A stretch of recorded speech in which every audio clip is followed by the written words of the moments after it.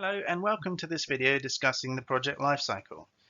This video is intended to act as preparation for those that will be sitting the APM's PFQ qualification exam soon.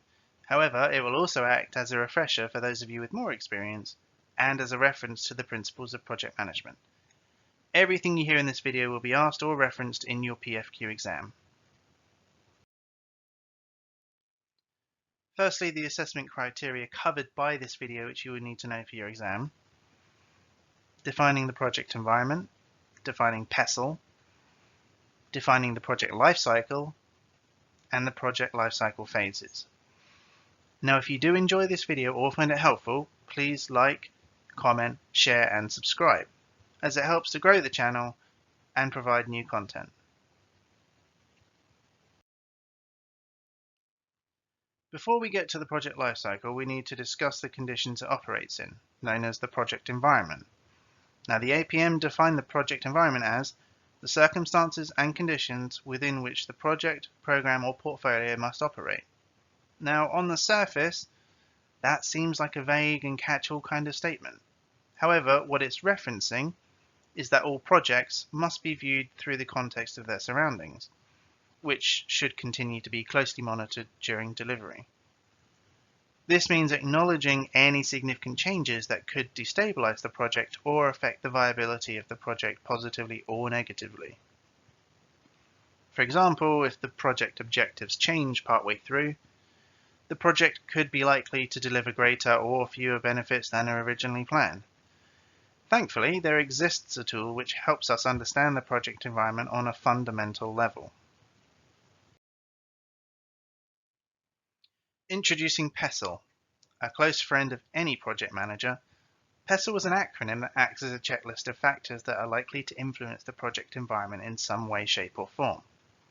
Let's break it down piece by piece. The P stands for political.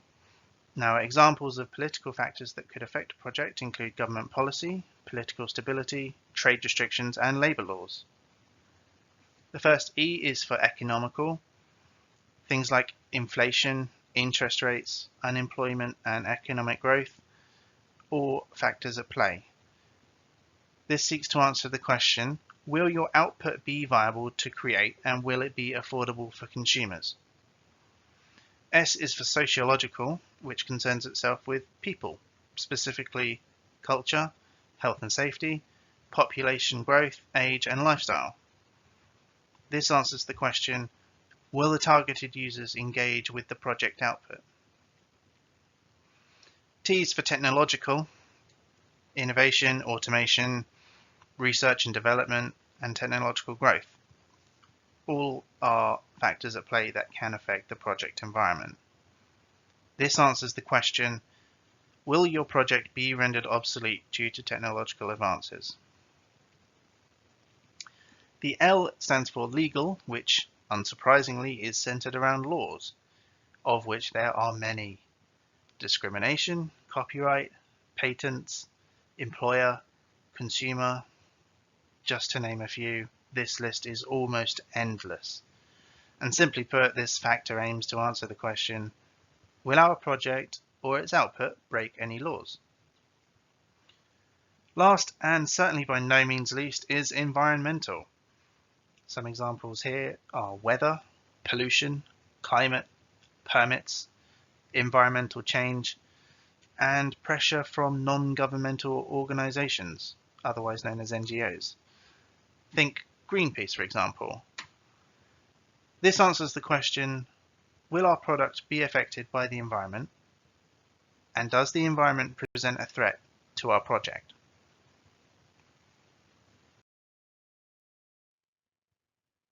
We touched on the project lifecycle in the projects, programs, and portfolios video, and you may remember we looked at this model. We're going to discuss it a bit more in depth here because it's really important to have a clear understanding of the project lifecycle framework. Now, APM's take is that a lifecycle defines the interrelated phases of a project and provides a structure for governing the progression of work. More simply put, essentially the project lifecycle covers the journey from the initial idea or business need all the way through to the end when the output is delivered and the team responsible for delivery closes down. Now, each phase of the project lifecycle has distinct objectives and outputs, and in order to achieve those, specific activities need to be conducted at specific times. The first phase is the concept. Here is where the business need is formalized. Much of the work done in this phase determines whether any action is required, and building the outline of a business case if the answer to that question is yes. During this phase, the need is investigated and confirmed. High-level requirements are identified, potential solutions are theorized and evaluated, high-level benefits, costs, and risks are identified for each option, stakeholders are identified and engaged with early to get them on board. The business case is further developed to include everything we just mentioned, and a gate review will be held to decide whether the project should proceed to the next phase. Gate reviews are held at the end of each phase, and they are an important part of project governance. Essentially, they exist to ensure that only projects that proceed are those with strong chances of success. This is where the PESTLE tool comes into play. Any factors of concern identified during the initial PESTLE analysis come into consideration and help determine whether the project should continue or not. The second phase is definition, and this sees the creation of the project management plan, which we will cover in greater depth in a future video. In short, the PMP documents what the project is delivering, how, by whom, and how much it will all cost. It is the output of this phase's activities, which include identifying and confirming the preferred solution, appointing a project manager, testing solution via curated scenarios against the high-level requirements, defining what will or won't be included, also known as the scope, and all of these are followed by a gate review to confirm whether the project should proceed. Deployment is the third phase, and it's here where the project outputs or products are developed. This is almost always the longest phase because most of the activities are relatively large and require strong governance.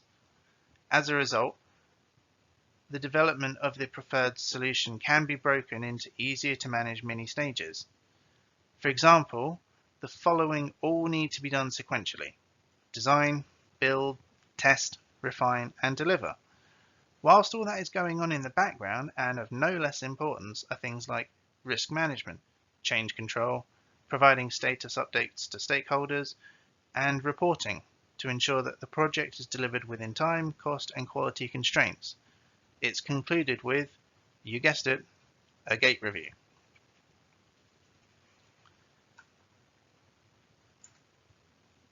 The last phase in the traditional sense is transition. This is where the output of the development phase is handed over to the people it was built for. In order for that to happen, the sponsor must formally accept ownership of the output.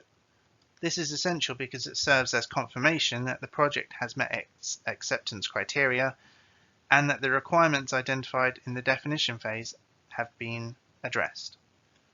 All the documentation will also be handed over for safekeeping.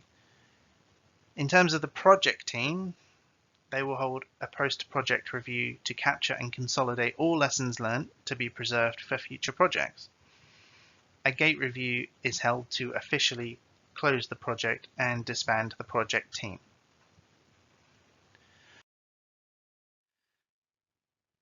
If you enjoyed this video, again, please like, comment, share, and subscribe. I'd really like to hear if you have any opinions or thoughts about any of the topics that we've covered in this video.